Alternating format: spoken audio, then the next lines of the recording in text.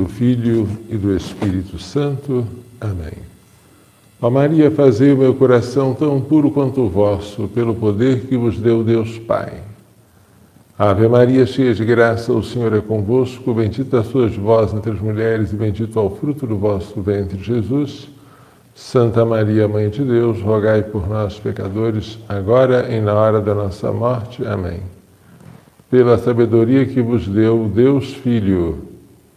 Ave Maria, cheia de graça, o Senhor é convosco, bendita sois vós entre as mulheres, e bendito é o fruto do vosso ventre, Jesus. Santa Maria, Mãe de Deus, rogai por nós, pecadores, agora e na hora da nossa morte. Amém. Pela misericórdia que vos deu o Espírito Santo. Ave Maria, cheia de graça, o Senhor é convosco, bendita sois vós entre as mulheres, e bendito é o fruto do vosso ventre, Jesus. Santa Maria, Mãe de Deus, rogai por nós, pecadores, agora e na hora da nossa morte. Amém. Em nome do Pai, do Filho e do Espírito Santo. Amém. Vamos hoje falar sobre uma questão médica muito controvertida, que é a confusão aborto e indução de parto. É a mesma coisa? São coisas diferentes? Por que se usam nomes diferentes para indicar uma mesma coisa? No dia 16 de dezembro de 2021, eu fiz as exéquias de um menino chamado José. O nome é real e as exéquias ocorreram realmente. O bebê nasceu prematuro, com 21 semanas e 6 dias de vida. 21 semanas e 6 dias de concebido. Nasceu no dia 14 de dezembro, às 13h51. Foi batizado pela avó, que estivera na sala de parto, e faleceu poucos minutos depois, na qualidade de filho de Deus. A mãe de José foi internada no dia 11. Só no dia 14 o seu neném nasceu. Mas no dia 12, ela e seu marido receberam fortíssima pressão para que seu filho fosse abortado. A equipe médica dizia para eles: o aborto ou a vida? O que você prefere?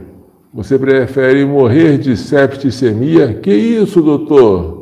Infecção generalizada? Ou você prefere que nós façamos aborto é muito feio, uma indução de parto para conter a infecção e fazer com que pelo menos a mãe se salve? Segundo os profissionais de saúde, a mãe padecia de corioamnionites, que são as inflamações que são infecções ou inflamações de membranas que envolviam a criança, o córion e o amnion. Corioamnionites é uma inflamação destas membranas que envolvem o útero. A bolsa ainda não se tinha rompido e José tinha o coração pulsando forte, 140 batimentos cardíacos por minuto. No entanto, para os médicos, para os profissionais de saúde, a morte de José não estava apenas prevista, mas decretada pela equipe médica. O que eu vou ler agora são trechos do prontuário da mãe que ficou internada. A paciente se recusa a prosseguir com o tratamento indicado, que é a indução do parto para resolver a infecção. O que é essa indução do parto? Quereriam que ela abortasse a criança para assim ficar livre da infecção que estava atingindo as membranas que envolviam a criança e assim ela saísse tranquila daquele quadro patológico. Possibilidade de evolução da infecção para um quadro séptico. O que é quadro séptico? É um quadro de inflamação generalizada, sepse ou septicemia. O mais indicado é a indução, visto que esse feto é inviável.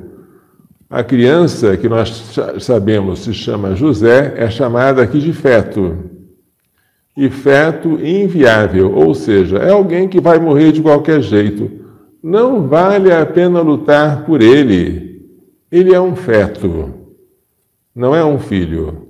Ele é um feto inviável, ou seja, é quase algo descartável. Para que lutar por esta criança? O quadro é muito grave. A vida dela está em risco. Dela é a mãe. Mas não pensam em cuidar do filho tanto quanto da mãe. Conduta: iniciar antibiótico-terapia potente e indução do parto. Dar antibiótico, o que está correto. Antibiótico é aquilo de que a medicina dispõe hoje com muita eficiência para conter e, às vezes, para acabar totalmente com uma infecção. E indução do parto, jogar fora a criança. Peça ao esposo para ir ao hospital para deixá-lo ciente do quadro. Então, toda esta pressão foi exercida sobre a mãe, mas agora também o pai é chamado para também ele ser pressionado para aceitar o aborto. A pressão foi violenta. Nossa Senhora. Argumentos do tipo: olha, você tem mais um filho já nascido. Toma cuidado. Você vai morrer e deixar esta criança órfã? Pensa bem na sua responsabilidade, o que você vai ter que assumir por não ter aceitado este tratamento, esta indução. Não se fala a palavra aborto. Isso que eu acabei de ler está no dia 12 de dezembro, anotado no prontuário. No dia 13, a pressão continuou. Paciente permanece irredutível quanto à indução do parto, ciente dos riscos para ela e que é uma gestação inviável. A palavra inviável está sublinhada no prontuário para dar um destaque do absurdo que esta mãe está cometendo de não fazer aborto quando a gestação é inviável. Como esta mãe pode amar o seu filho até o fim, se o seu filho está para morrer? Como esta mãe sofreu. Até à noite, perguntaram a ela se ela queria mesmo prosseguir com a gestação ou induzir o parto. Não se podia falar de aborto. E mais uma vez ela disse que não. O marido dela e ela agiram de maneira exemplar. Procuraram a mim, eu procurei a doutora Marli Virgínia, de Brasília, que trabalhou durante muitos e muitos anos no hospital de Ceilândia, e eu do ponto de vista moral, ela do ponto de vista médico e técnico, tranquilizamos o casal. Doutora Marli Virgínia procurou mostrar que a situação não era tão grave assim, de jeito nenhum, era a morte iminente e inadiável dela. E eu falei que quando você resolve expulsar uma criança prematura, sabendo que desta expulsão ela vai morrer, não adianta usar outras palavras, você está cometendo um aborto. No dia 14, por volta de 1h da madrugada, pressionada por todos os lados, aconteceu que a bolsa se rompeu naturalmente. A mãe entrou naturalmente em trabalho de parto E José nasceria no mesmo dia 14, às 13h51. Como eu já falei, ele foi batizado pela avó e eu tive a honra de estar presente para fazer as suas exéquias. Pelos trechos do prontuário acima descritos, percebe-se que José nunca é chamado de bebê, criança, filho, mas de feto e feto inviável. O aborto de José nunca é chamado de aborto, mas de indução de parto. Por vontade da equipe médica, está escrito no prontuário, a mãe teria recebido por via vaginal um comprimido de misoprostol, 400 miligramas, de 3 em 3 horas, até expelir o bebê, que morreria em razão da expulsão. Misoprostol é uma droga usada para induzir contrações no útero e causar aborto. Ela é conhecida pelo nome comercial de Cytotec. No Brasil, ela só pode ser vendida para hospitais. E os hospitais deveriam usar Cytotec em um único caso, para expelir uma criança já morta dentro do ventre de sua mãe. Mas, como nem sempre os que estão no hospital têm consciência moral reta, eles usam inúmeras vezes o Cytotec para expelir uma criança ainda viva do seio materno, mesmo sabendo que essa expulsão vai ter como consequência a morte. Será correto dizer que os profissionais desejavam apenas induzir o parto e não provocar um aborto? Esta pergunta é antiga. Ela tem mais de um século. Esta questão já foi respondida pelo Santo Ofício em 1895. Prestem atenção, porque estas coisas que são fundamentais eu não aprendi no seminário. Aprendi em outros lugares, em outros tempos. Isto aqui é um livro de Magistério Eclesiástico e Medicina. Se vocês puderem entender o Magistério Eclesiástico e a Medicina. Um dos autores é o teólogo Marcelino Zalba. Esse livro de Magistério Eclesiástico e Medicina contém citações de tudo aquilo que o magistério da Igreja já emitiu, já ensinou a respeito de questões médicas. Então, olhando para este livro, a gente consegue obter uma ocasião em que o Santo Ofício foi consultado em 1895 sobre uma aceleração de parto, para saber se ela era legítima e se ela era distinta do aborto diretamente provocado. Na sua pergunta, um médico, sob pseudônimo de Tício, perguntou ao Santo Ofício se era lícito praticar aborto para salvar a mãe de uma morte certa e iminente. É uma pergunta bastante dramática, porque morte certa e iminente, e que só pode ser evitada por um aborto, é um caso mais fantasioso do que real.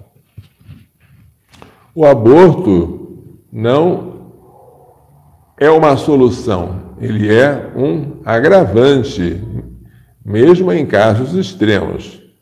Mas, na pergunta de Tício, o aborto não apenas seria a solução, como seria a única solução para salvar a mãe de uma morte certa e iminente, porque a simples presença do bebê dentro dela já era patológica, já era causa de perigo de morte para ela.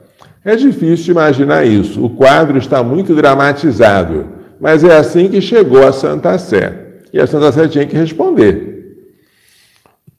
Em sua pergunta, o médico Tício tentou justificar-se, dizendo que costumava empregar meios e operações que não eram, por si e imediatamente, tendentes a matar o feto no útero materno. Ele não esmagava o feto, ele não envenenava, ele não esquartejava, ele deixava o feto íntegro. Mas ele executava operações tendentes a removê-lo de lá vivo, se possível, ainda que logo depois ele morresse por causa de sua imaturidade. Seria lícita a sua conduta? Ele pensava assim: eu não vou matar este neném, eu vou removê-lo do útero vivo, só que eu sei que depois ele vai morrer. Então eu estou fazendo uma simples antecipação ou aceleração de parto, que terá como consequência inevitável, embora previsível, a morte. Será que assim eu estou desculpado, tendo em vista que eu faço isso com boa intenção, a intenção de salvar a vida da mãe? A resposta veio no dia 24 de junho de 1985 e foi negativa.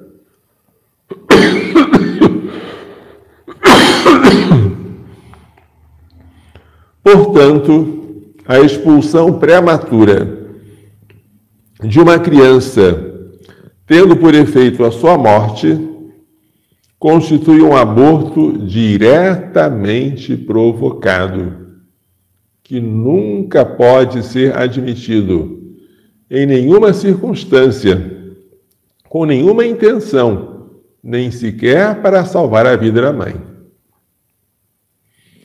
O médico não podia dizer que não queria a morte do bebê, embora o tenha feito morrer. É assim que explicam os autores deste livro aqui. Medicina e Moral, o Magistério Eclesiástico e a Medicina, um deles, Marcelino Zalba. É uma literatura espanhola muito prolífica sobre esse tema. Em português não é tão comum assim. O que os dois teólogos explicam? A intenção do médico, ainda que explícita e reflexamente, quisesse salvar também a criatura, o neném, implícita e diretamente, aceita e ainda escolhe matá-lo, ao executar livremente a ação que, em semelhantes circunstâncias, é um atentado real contra aquela vida incipiente. Ineficaz e afetivamente quereria salvá-la. Eficaz e efetivamente quer matá-la, ao querer a ação que leve em si à morte. Pilatos, quando condenou Jesus à morte, ele queria ou não queria a morte dele?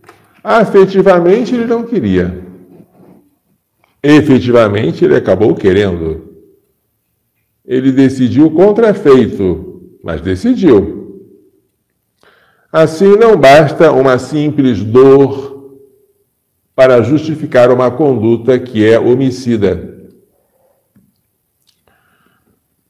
Quando foi que eu aprendi isso? Bem, eu aprendi neste livro que eu já falei, sobre o Magistério Eclesiástico e a Medicina, e este tema esteve presente na minha dissertação de mestrado, que aqui está. O princípio da ação com duplo efeito e sua aplicação à gravidez ectópica. Este livro, que foi a minha dissertação de mestrado em bioética, traz citações deste outro livro aqui, que eu já mostrei para vocês. El Magisterio Eclesiástico y la Iglesia y la Medicina, el Magisterio Eclesiástico y la Medicina. Mas eu nem precisava recorrer a esse livro. Eu poderia ter recorrido muito simplesmente ao Denzinger. O que é Denzinger? Denzinger é este livrão aqui, olha, que livro enorme, está vendo? É um compêndio de definições dogmáticas e morais que foi compilado por um teólogo chamado Denzinger. Depois ele foi ampliado por um outro teólogo chamado Schönmetzer e, finalmente, por um terceiro chamado Hinnermann. Esta é a edição mais completa e conhecida, Denzinger-Hinnermann, compêndio de símbolos, definições e declarações de fé e de moral. Aqui no Denzinger, no número 3.298, você tem a resposta do Santo Ofício ao arcebispo de Cambrai, na França, sobre essa questão da aceleração de parto, em que ele expõe o drama de um médico da sua diocese chamado Tício. Tudo está aqui. Acontece que a gente não aprende isso no seminário. Eu não aprendi. Os seminaristas de hoje não estão aprendendo. E quando chegar a uma situação como essas, vão às vezes vacilar, porque não foram prevenidos, não foram imunizados, né? contra este ataque, né? Ataque imunológico. Então nós precisamos de ter uma formação boa para os nossos seminaristas. Os seminaristas têm que ter formação sólida de bioética. Não apenas aprender o aborto é pecado, o aborto é um mal moral, ótimo. Mas o que é um aborto? O que é um aborto? O aborto, diz São João Paulo II, é a morte deliberada e direta de um ser humano na fase inicial da sua existência, que vai desde a concepção até o nascimento. Este é o aborto diretamente provocado, que, segundo ele, é sempre gravemente desordenado e não pode ser aceito em nenhuma circunstância ou por nenhuma intenção. Este é o aborto. E qual a diferença entre o aborto e a aceleração de parto? Bem, a aceleração de parto, dizer que ela é diferente de aborto, é uma questão que começou a ser adotada pela obstetrícia. Mas para as questões morais e jurídicas, ela importa muito pouco. Para a questão moral, não adianta você dizer que a partir de uma certa gestação não se pode mais fazer aborto, porque agora a expulsão da criança não será um aborto, será uma antecipação do parto. Isso é uma questão puramente de nomenclatura, porque é possível, sim, haver aborto em qualquer etapa da gestação. E é possível que este aborto ocorra por simples expulsão de uma criança em idade já avançada, é verdade. A equipe médica, mais de uma vez, disse que o feto era inviável. Ou seja, que a criança morreria de qualquer maneira, por sua imaturidade, com ou sem indução ou antecipação do parto. Que diferença havia, pensavam os médicos, entre deixar a criança morrer por si mesma, ela já ia morrer mesmo, porque começou a haver infecção e ela estava em estado pequeno, daqui a pouco ia se romper a bolsa e ela ia morrer. Que diferença havia em ela morrer naturalmente e fazê-la morrer um pouquinho mais cedo, colocando o Citotec no canal uterino para que ela fosse expulsa e morresse antes? Que diferença? Uma diferença enorme. Quem espera a criança morrer, respeita a vida da criança. Quem causa a morte da criança é um homicida. Todo homicida sempre antecipa o inevitável. Porque a morte é inevitável. Não é verdade? Mas, seja uma antecipação de alguns anos, seja de alguns minutos, não deixa de ser um homicídio. Não diga, senhor médico, que você não é homicida porque você matou uma criança que daqui a alguns segundos iria morrer. Você matou. E vai responder diante de Deus pela morte que você causou, morte direta de um ser humano inocente. Ah, padre, você é muito radical. Você é muito inteligente. Só uns minutinhos. Faço minhas as palavras de Dom Manuel Pestana Filho, que eu fiz questão de colocar aqui logo como epígrafe da minha dissertação de mestrado em bioética. Em matéria de princípios, devemos ser furiosamente intransigentes. Dom Manuel Pestana Filho, que naquela época era bispo emérito de Anápolis, hoje já faleceu. Furiosamente intransigentes. Se há um princípio proibindo você de matar diretamente um ser humano inocente, não ouse colocar uma exceçãozinha. Não ouse recorrer à misericórdia. Não use usar esta palavra, misericórdia, para justificar um ato de antimisericórdia. A pessoa que mata quem está para morrer diz que está dando um tiro de misericórdia, está dando golpe de misericórdia. Mas isso não é misericórdia. Quem tem misericórdia fica ao lado de quem está morrendo até o fim, como Nossa Senhora. Quem quer antecipar a morte do filho, quem quer antecipar a morte do paciente, não é verdadeiramente misericordioso. É um pragmático, mas de misericórdia não tem nada.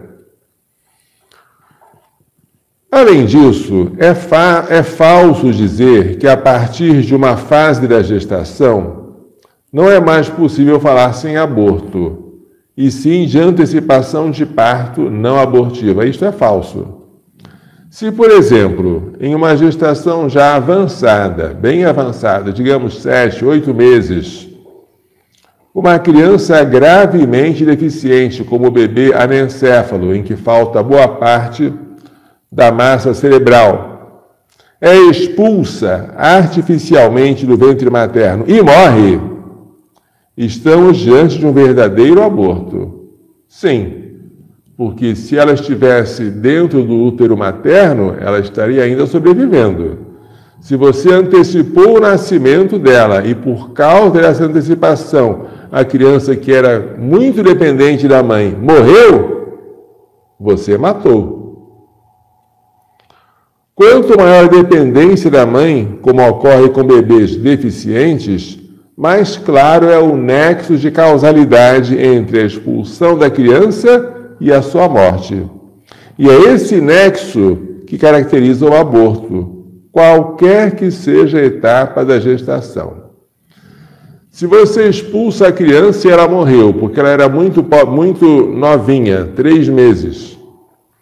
Se você expulsa a criança, ela morreu, porque ela era deficiente. Ela dependia muito da mãe.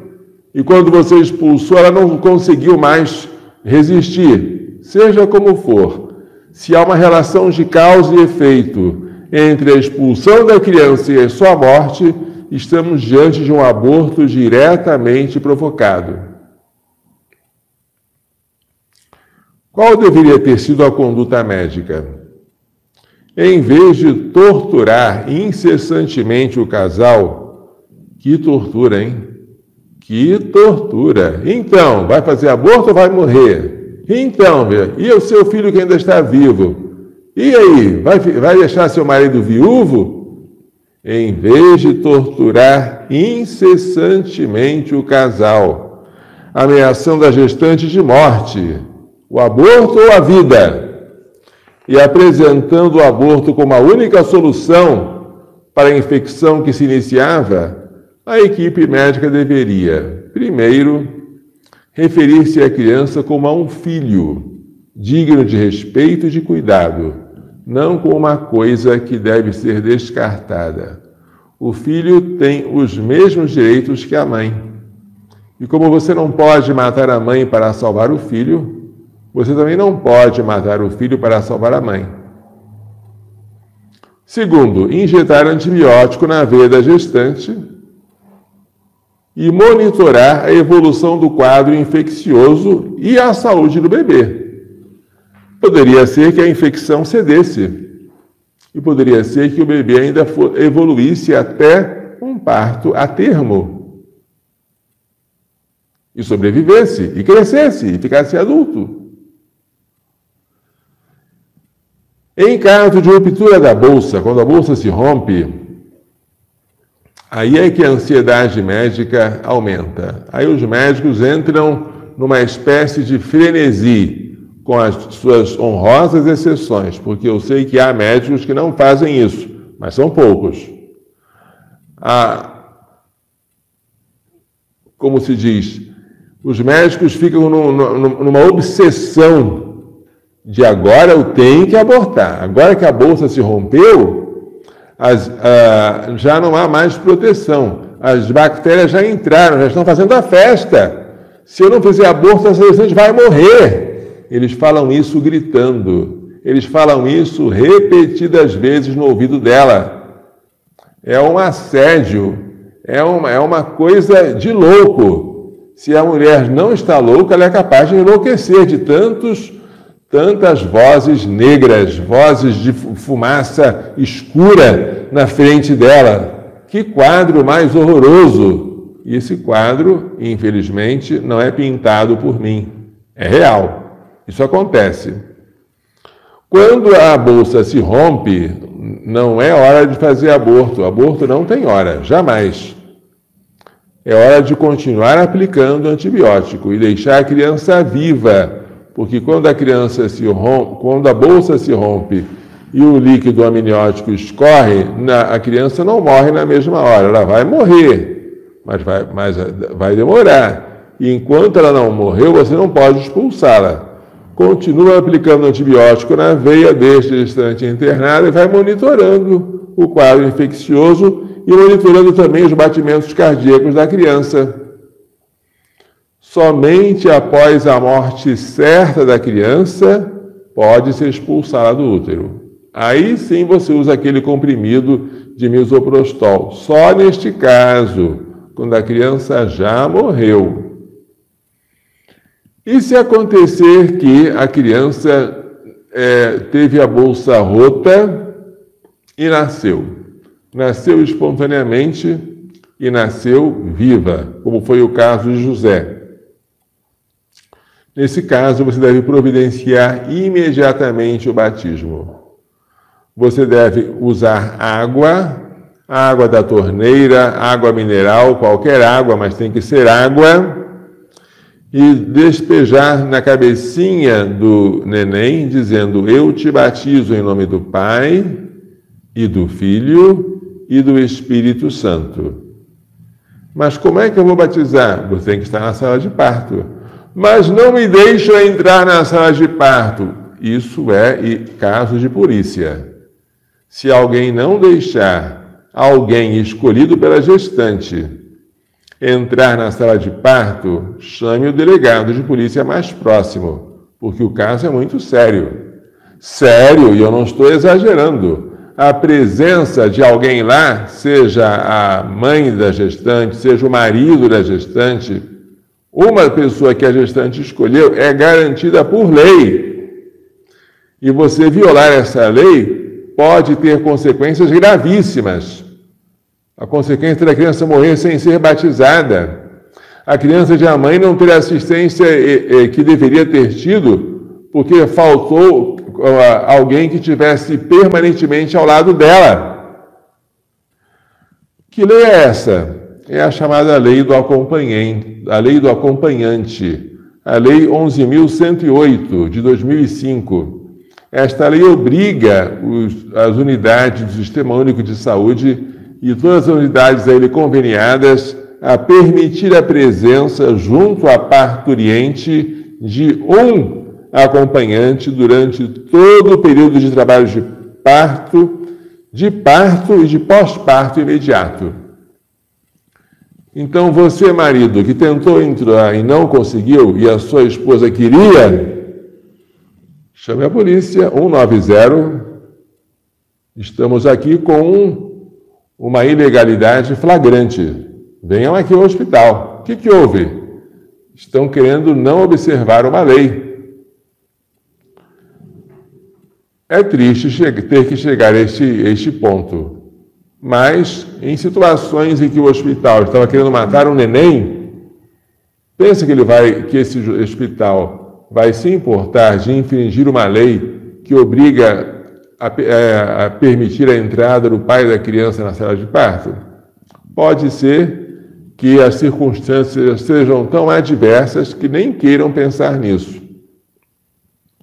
A presença do marido é importante, porque o marido pode chamar os médicos, o marido pode impedir que os médicos pratiquem laqueadura, que esterilizem a mãe sem ela querer e sem ela saber.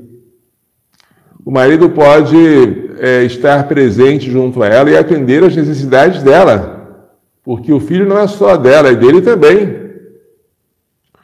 E o que Deus uniu, o homem não deve separar.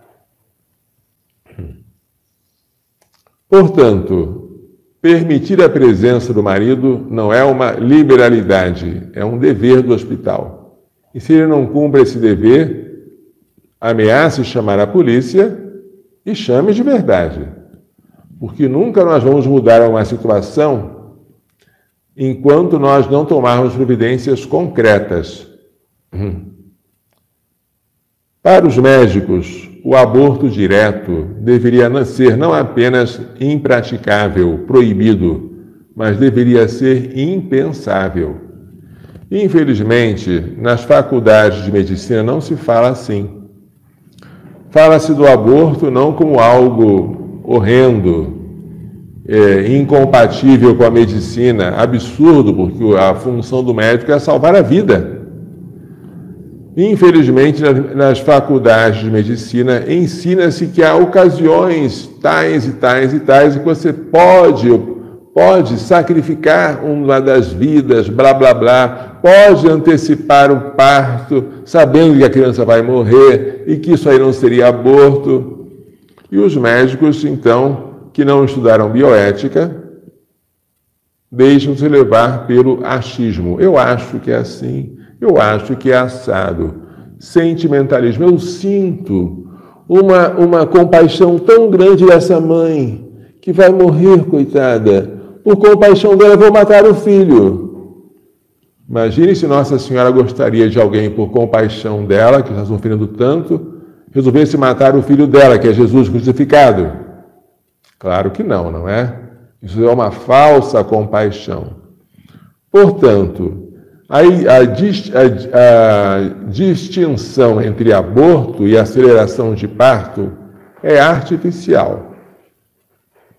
Para nós, basta que haja expulsão da criança do ventre materno e um nexo de causalidade entre tal expulsão e a morte da criança para que haja já um aborto, do ponto de vista criminal e do ponto de vista moral. Aborto. E conversando com médicos mais experientes, a doutora Marli Virgínia é uma delas, nós temos notícias como essas. Eu já lidei com partos dos mais complicados durante 20, 25 anos, também com casos de bolsa rota, nunca ouvi dizer, nunca me deparei com um caso em que uma gestante morresse porque nós não resolvêssemos abortar o neném dela. Pelo contrário, a gente faz terapia com antibiótico, vai monitorando e ela sobrevive até o fim e a criança morre naturalmente. Só depois nós expulsamos a criança morta. Portanto, este terrorismo, a palavra é essa mesmo, este terrorismo é falso. Ele parte de uma premissa que, além de tudo, é falsa do ponto de vista fático. Bem, vamos lá, algumas perguntinhas aqui. No Brasil, qual a pena para quem influencia ou mesmo faz violência mental para mulheres abortarem? Aí, se o aborto foi concedido, a mera influência ou a pressão, que eu saiba, não é tipificada como crime. Mas se em razão da pressão ou da violência você obtém um consentimento fraudulento, aí você se enquadra, se não estou enganado, no artigo 125, que é o aborto sem o consentimento da gestante. Porque obter o consentimento da gestante mediante fraude é o mesmo que obter sem o seu consentimento. A gestante, se ela deu o consentimento ao aborto, mas deu porque você mentiu, porque você disse que ela ia morrer, que sem aquele aborto ela não ia sobreviver, ela ia deixar o marido viúvo e as crianças órfãs. Isso tudo você inventou, imaginou, exagerou para obter o consentimento dela.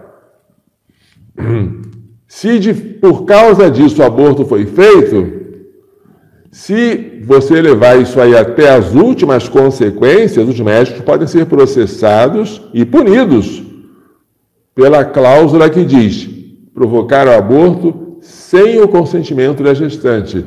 Não me lembro aqui de cor qual é a pena, mas é uma pena grande em comparação com o aborto provocado com o consentimento da gestante. Tá? É bom a gente não brincar com isso. Indica livros, autores e quais os seus livros, padre? Livros. Leiam, por favor. Está na nossa página providaanápolis.org.br. Visitem a nossa página www.providaanápolis.org.br. Cliquem em downloads, tá? Documentos para distribuição. Lá vocês vão ter em PDF esse livro aqui, O Princípio da Ação com o Duplo Efeito e a sua aplicação à gravidez ectópica. Lá vocês terão um artigo do Dr. Costa Júnior, João Batista de Oliveira e Costa Júnior, que em 1965 perguntava aos estudantes da USP, dos cursos de Direito da USP, por que ainda o aborto terapêutico? E naquela época ele refutava as principais indicações médicas para o aborto, que eram as cardiopatias, a tuberculose pulmonar, os vômitos incoercíveis, as perturbações mentais e a hipertensão arterial. Uma por uma, ele ia refutando cada uma dessas indicações e dizia que o aborto não é, diante dos recursos da terapêutica atual de 1965, não é o único meio para salvar a vida da gestante. Pelo contrário, é o pior meio, mais ainda, não é meio nenhum, porque ele ainda agrava o número de óbitos e o estado de uma gestante que já está em complicações. Ele mostrava estatísticas para dizer, além da imoralidade, a estupidez de se praticar um aborto dizendo que vai salvar a vida da gestante. Em 65. Hoje, em pleno século XXI, ainda se continua falando de aborto para salvar a vida da mãe. Que coisa triste, né? Pessoas que utilizam da medicina para fins espúrios. Costa Júnior ficava irritadíssimo.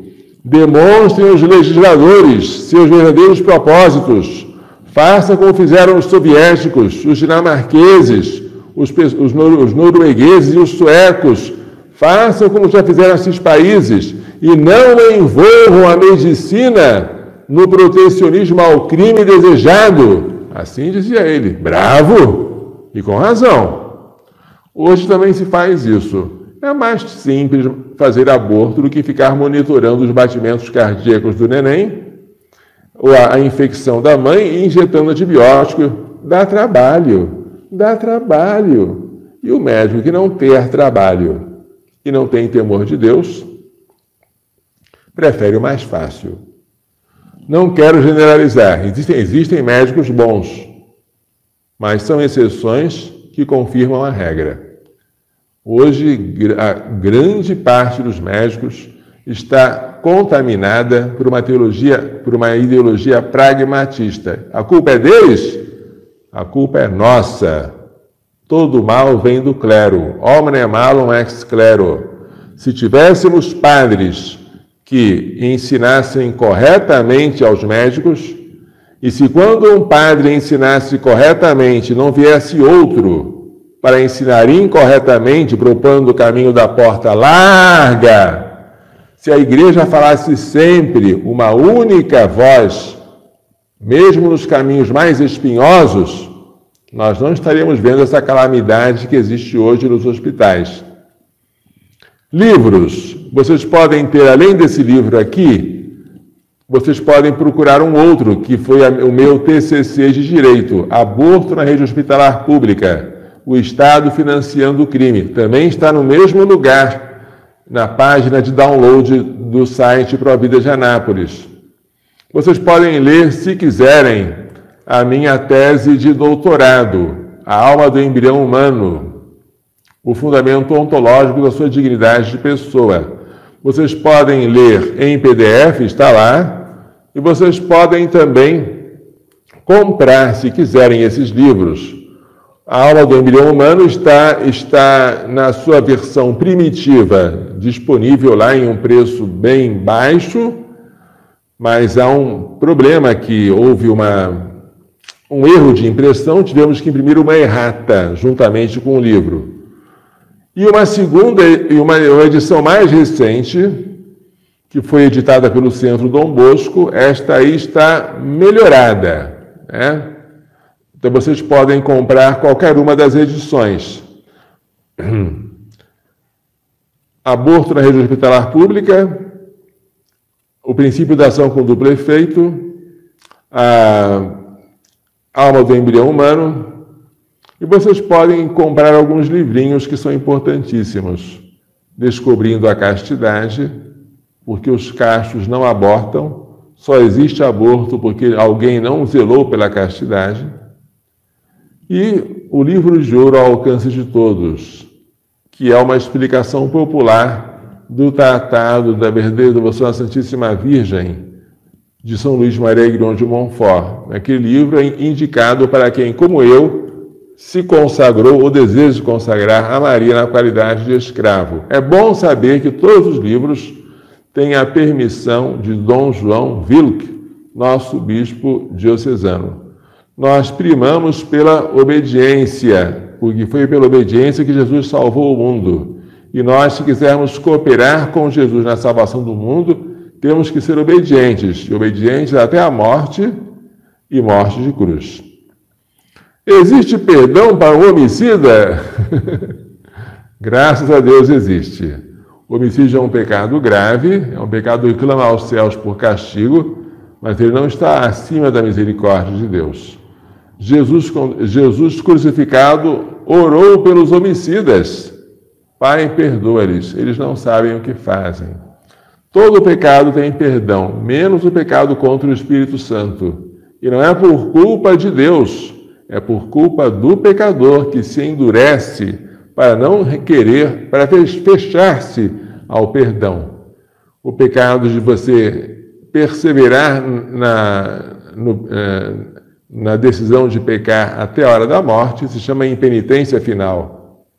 O pecado de você desesperar-se da sua salvação, como fez Judas, que em vez de pedir perdão foi se enforcar.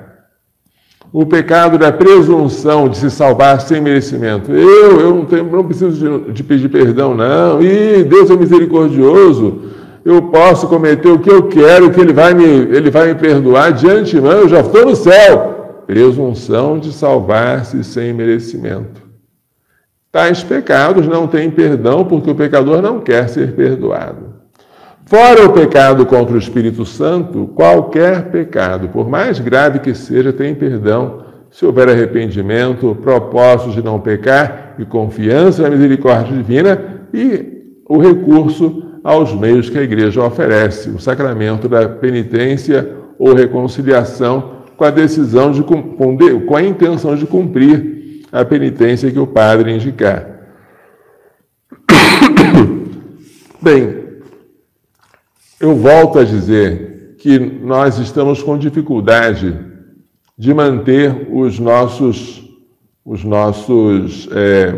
vídeos em uma única plataforma. As plataformas em geral, e não é só o YouTube, muitas vezes censuram coisas verdadeiras, mas que são politicamente incorretas. Por isso eu peço a vocês que prestigiem a plataforma Brighteon, www.brighteon.com. Brighteon se escreve B-R-I-G-H-T-E-O-N, de navio. Brighteon. www.brighteon.com. Aí depois vocês vão ter que clicar /channels, channels é canais, plural de canal em inglês, C-H-A-N-N-E-L-S, channels, C-H-A-N-N-E-L-S, canais, né, em inglês. Novamente, Provida. Digitando isso tudo, você entra no nosso canal e você pode se inscrever. Como é que eu me inscrevo, padre? Você clica em subscribe. Subscribe. Você se inscreve lá, você assiste aos nossos vídeos e você colabora para ter informações verdadeiras e censuradas. São muitas informações, muitas, preciosas, que podem salvar vidas e gerações e que estão sendo censuradas pelas grandes corporações de meios de comunicação, as chamadas Big Techs, né? Então, eu convido vocês a prestigiarem o nosso canal no Brighteon. Prestigiem também o nosso canal no Telegram, né? E se quiserem, podem também entrar no nosso grupo de homilia diária, sempre no Telegram, porque eu já destruí para sempre, se Deus quiser. Que alegria, hein? O meu WhatsApp. Destruí, não apenas desinstalei, mas acabei com tudo, destruí minha conta. E quando o WhatsApp perguntou, tem certeza que você quer destruir? Não será possível mais recuperar. Opa! Tem certeza que você quer destruir? Vai acabar até com os backups feitos na nuvem. Oba! Aí eu destruí mesmo. Oh, que beleza. É uma tranquilidade. Eu fiz isso no ano novo, eu fiz isso no primeiro dia do ano, dia de Maria, Mãe de Deus. E convido todos vocês a fazerem para preservar a nossa privacidade e para garantir a nossa liberdade de expressão. O Evangelho tem que ser anunciado, ele não pode ser amordaçado. A palavra de Deus não pode ficar aprisionada em uma gaiola. E se a internet foi uma bênção para a evangelização, no primeiro momento ela sempre foi, é incrível, mas é verdadeiro, como hoje todos os grandes que controlam a internet estejam com ela controlando a opinião pública mundial. O mundo inteiro está pensando assim, e não assado, porque assim determinaram os grandes que pensassem. E como pensam, se comportam, agem. Então, muito cuidado. Ufa! Bem, eu continuo pedindo, embora nós já tenhamos pedido muitas vezes, as doações de papel, tamanho A4, de gêneros alimentícios, arroz, feijão, macarrão, açúcar, também frutas, carne, ou qualquer tipo de gênero alimentício de que uma gestante goste, né? Fraldas, roupinhas de neném, materiais de limpeza e de higiene, berços, carrinhos, bebê conforto, banheira, coisa de bebê recém-nascido, tudo isso é muito importante para nós. E se alguém quiser doar em dinheiro, se alguém quiser doar não em forma de mercadorias, como eu estou pedindo, mas em dinheiro, você pode usar o nosso Pix. Nosso Pix é o nosso CNPJ. E o CNPJ está descrito na página providanapolis.org.br, mas eu vou dizer aqui qual é. É 01 813 315 0001 10. Vou repetir. 01 813 315 0001 10. A messe é grande, os operários são poucos. Aquelas que quiserem se dedicar a esse serviço de tempo integral, dormindo aqui, como se fossem, ainda não são religiosas, saiba que estamos precisando de quem queira realizar esse trabalho, que, na opinião de São João Paulo II, é o mais importante da Terra, a defesa da vida e da família. Os casos estão surgindo, os casos de gestantes precisando de acolhida, e nem sempre temos pessoas com número suficiente para dar assistência. Então, é mais um pedido que eu faço para aquelas que se sentem vocacionadas para um trabalho tão lindo quanto este. Vamos agora encerrar dando a bênção final, e para isso vamos inclinar a nossa cabecinha. O Senhor esteja convosco. Pela imposição de minhas mãos sacerdotais e pela invocação da bem-aventurada sempre Virgem Maria, de São José, seu castíssimo esposo, de São Luís Gonzaga, de São Luís Maria Grande de Montfort, de Santa Genevieve Tomaula, Santa Teresa de Calcutá, de São Miguel, São Gabriel, São Rafael, de todos os anjos e santos, abençoe-vos, proteja-vos e guarde-vos com toda a bênção no céu e da terra, Deus Todo-Poderoso, Pai, Filho e Espírito Santo. Amém. Coração Imaculado de Maria, livrai-nos da maldição do aborto. Glorioso São José, rogai por nós.